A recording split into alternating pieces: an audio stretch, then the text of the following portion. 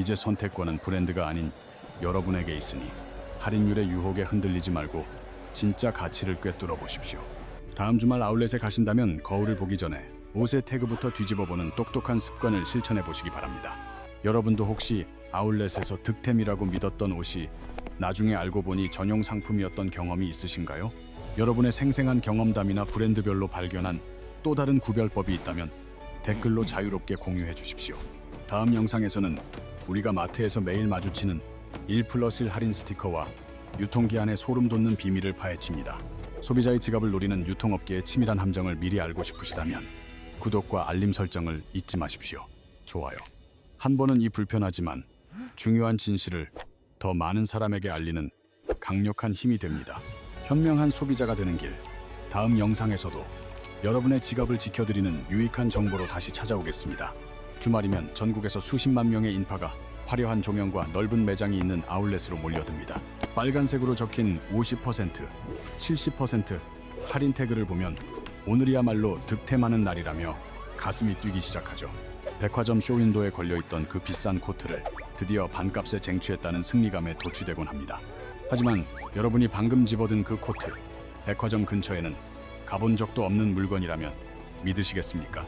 그것은 재고가 아니라 애초부터 아울렛에서 팔리기 위해 별도로 기획되고 생산된 전혀 다른 상품입니다. 10명 중 9명은 옷에 달린 작은 태그 속에 숨겨진 이 거대한 비밀을 전혀 눈치채지 못하고 있습니다. 오늘 저는 소비자를 기만하는 아울렛의 달콤한 가격표 뒤에 숨겨진 암호를 여러분과 함께 해독하려 합니다. 우리는 흔히 아울렛 쇼핑을 백화점에서 팔리지 않은 2월 상품을 저렴하게 구하는 알뜰한 행위로 생각합니다. 그러나 이 믿음이 브랜드의 치밀한 계산에 의해 만들어진 완벽한 착각이었다면 상황은 달라집니다. 아울렛 매장을 가득 채운 화려한 조명 아래서 이성을 잃고 카드를 꺼내는 순간 함정은 시작됩니다. 정가 30만 원짜리가 15만 원이라는 숫자를 보는 순간 뇌는 합리적인 의심을 멈춰버리기 때문입니다. 명품을 반값에 손에 넣었다는 그 짜릿한 뿌듯함이 판단력을 흐리게 만드는 결정적인 마취제가 됩니다. 여기서 냉정하게 질문을 하나 던져봅시다. 과연 그 많은 물건이 전부 백화점에서 팔다 남은 걸까요? 결론부터 말씀드리면 절대 아닙니다. 대부분의 아울렛 상품은 백화점 재고와는 태생부터가 다릅니다. 업계에서는 이를 MFO, 즉 Made for Outlet이라고 부르며 아울렛 전용 상품으로 분류합니다. 겉모습은 백화점 정품과 똑같은 브랜드 로고를 달고 있고 디자인도 쌍둥이처럼 흡사해 보입니다. 하지만 속을 들여다보면 제네시스 엠블럼을 달고 있지만 엔진은 아반떼가 들어있는 것과 같습니다. 겉은 그럴싸한 명품이지만 그 본질은 원가를 낮춘 중저가 상품에 불과하다는 불편한 진실입니다. 브랜드들은 매장 어디에도 이 옷은 아울렛 전용입니다 라고 솔직하게 써붙이지 않습니다. 대신 소비자가 비싼 물건을 싸게 산다고 착각하게 만드는 가격표의 마법만을 보여줄 뿐입니다.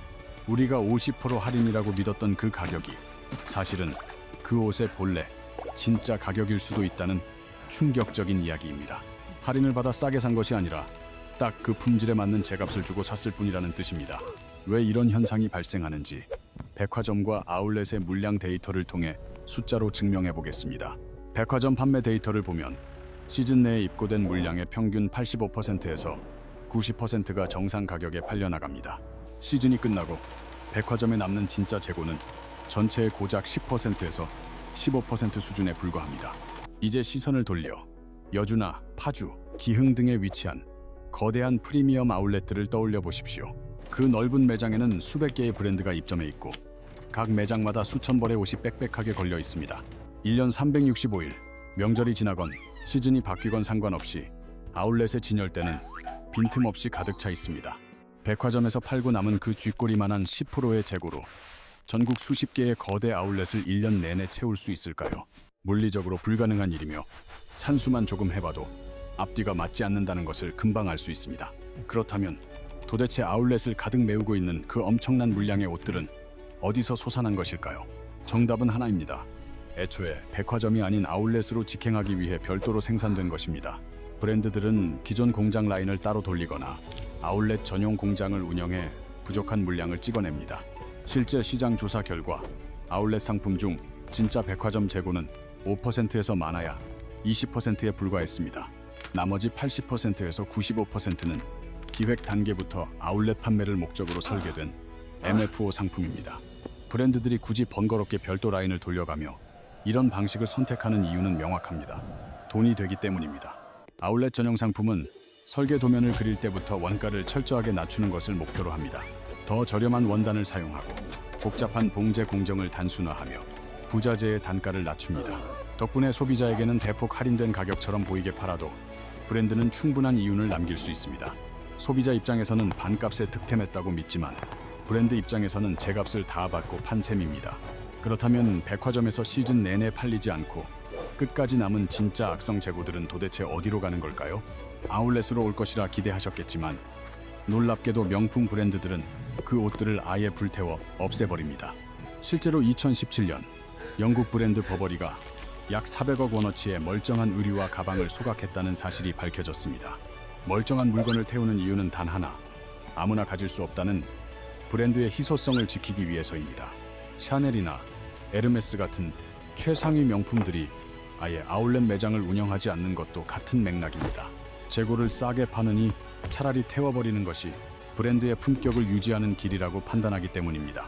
결국 아울렛에 입점해 있는 브랜드들은 대부분 백화점과 아울렛 두 개의 라인을 동시에 돌리는 중상위 브랜드들입니다.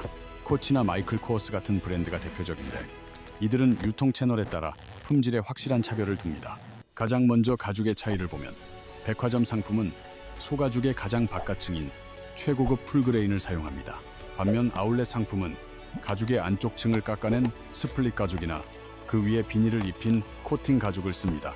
겉보기에는 번쩍거려 더 좋아 보일 수도 있지만 시간이 지나면 비닐처럼 흉하게 갈라지고 벗겨집니다. 만져봤을 때 부드럽고 촉촉한 느낌, 대신 뻣뻣하고 플라스틱 같은 느낌이 든다면 의심해봐야 합니다. 옷이나 가방의 수명을 결정하는 지퍼, 단추, 버클 같은 금속 부자재에서도 원가 절감은 계속됩니다. 정품은 황동이나 스테인리스 스틸을 사용하여 묵직하고 도금이 쉽게 벗겨지지 않는 내구성을 자랑합니다. 하지만 아울렛용은 가벼운 합금에 얇게 도금 처리를 하여 몇 번 쓰다 보면 금색이 은색으로 변해버립니다. 지퍼 역시 부드럽게 열리는 유명 브랜드 YKK 대신 이름 없는 저가형 부품을 사용하는 경우가 허다합니다. 캐시미어 코트도 마찬가지여서 같은 함량이라 표기되어 있어도 원사의 등급과 촉감은 천지 차이입니다. 마치 겉모습은 최신형 스마트폰과 똑같지만 뚜껑을 열어보면 저가형 부품으로 채워진 보급형 모델과 같습니다. 재미있는 사실은 브랜드들이 법적인 문제를 피하기 위해 태그 어딘가에 이 사실을 몰래 표시해 둔다는 점입니다. 지금부터 여러분이 옷을 고를 때 반드시 확인해야 할 태그 속에 숨겨진 출생의 비밀 암호를 공개합니다. 코치 가방의 안쪽 깊숙한 곳에 있는 태그를 찾아 시리얼 넘버를 확인해보면 알파벳 F로 시작하는 경우가 있습니다. 이 F는 팩토리의 약자로 백화점이 아닌 아울렛 전용 공장 라인에서 별도로 생산되었다는 움직일 수 없는 증거입니다. 갭, 개브이나 바나나, 리퍼블릭 같은 의류 브랜드의 태그에는 더 찾기 힘든 아주 작은 점들이 은밀하게 찍혀 있습니다.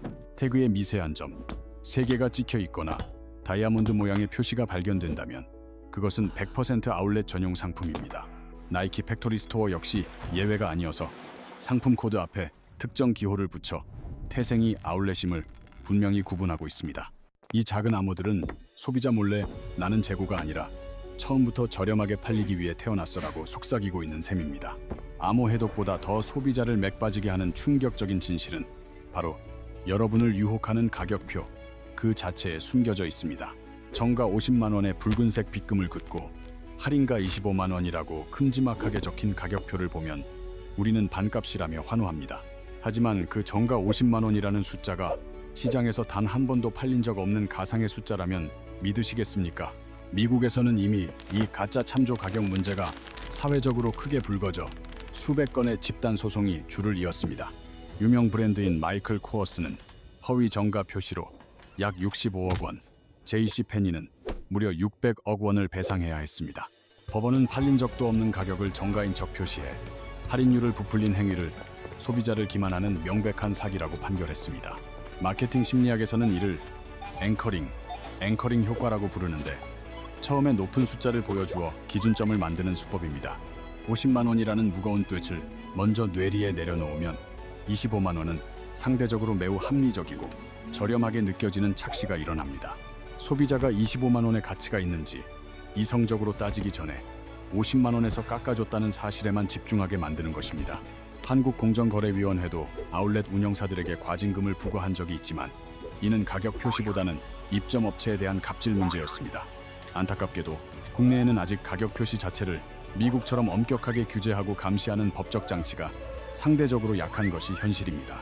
여러분이 보고 있는 그 엄청난 할인율은 여러분을 위한 혜택이 아니라 애초에 계획된 마케팅 숫자에 불과할 수 있습니다. 결국 50%를 할인받은 것이 아니라 브랜드가 처음부터 받고 싶었던 정가를 고스란히 다 주고 구매한 것일 가능성이 큽니다. 그렇다고 아울렛을 절대 가지 말라는 뜻은 아니며 이 교묘한 구조를 정확히 알고 현명하게 대처하자는 것입니다. 아울렛에 숨어있는 5%에서 20%의 진짜 백화점 재고를 찾아내기 위한 보물찾기 비법을 지금 바로 공개합니다. 첫 번째 단서는 사이즈인데 S부터 XL까지 모든 사이즈가 친절하게 다 갖춰져 있다면 일단 의심하십시오. 진짜 재고는 백화점에서 잘 팔리는 사이즈가 다 빠지고 너무 크거나 작은 사이즈만 남은 경우가 대부분입니다. 두 번째 단서는 색상으로 누구나 좋아하는 검정이나 네이비 같은 무난한 색상이 가득하다면 아울렛 전용 상품일 확률이 높습니다. 오히려 형광색이나 난해한 패턴처럼 백화점에서 선택받지 못한 독특한 디자인이 진짜 명품 재고일 가능성이 큽니다. 세 번째는 진열 위치인데 매장 입구나 중앙의 가장 좋은 자리에 화려하게 쌓여 있는 물건은 피하는 것이 좋습니다. 진짜 보물은 물량이 적고 사이즈가 들쑥날쑥해서 매장 가장 안쪽 구석진 행거에 초라하게 걸려 있기 마련입니다. 마지막으로 앞서 배운 태그의 비밀 코드를 확인한다면 여러분은 90%의 가짜 속에서 진짜를 골라낼 수 있습니다. 오늘 이 이야기를 듣고 아울렛 쇼핑을 포기할 필요는 없으며 단지 우리가 무엇을 사는지 정확히 알자는 것입니다. 아울렛 전용 상품이라도 그 가격에 그 품질이 마음에 든다면 그것은 합리적인 소비가 될 수 있습니다. 하지만 100만 원짜리 가치를 가진 옷을 운 좋게 50만 원에 샀다는 달콤한 착각만큼은 버려야 합니다. 세상에 싸고 좋은 명품은 없으며 저렴한 가격표 뒤에는 반드시 원가 절감이라는 타당한 이유가 숨어 있습니다.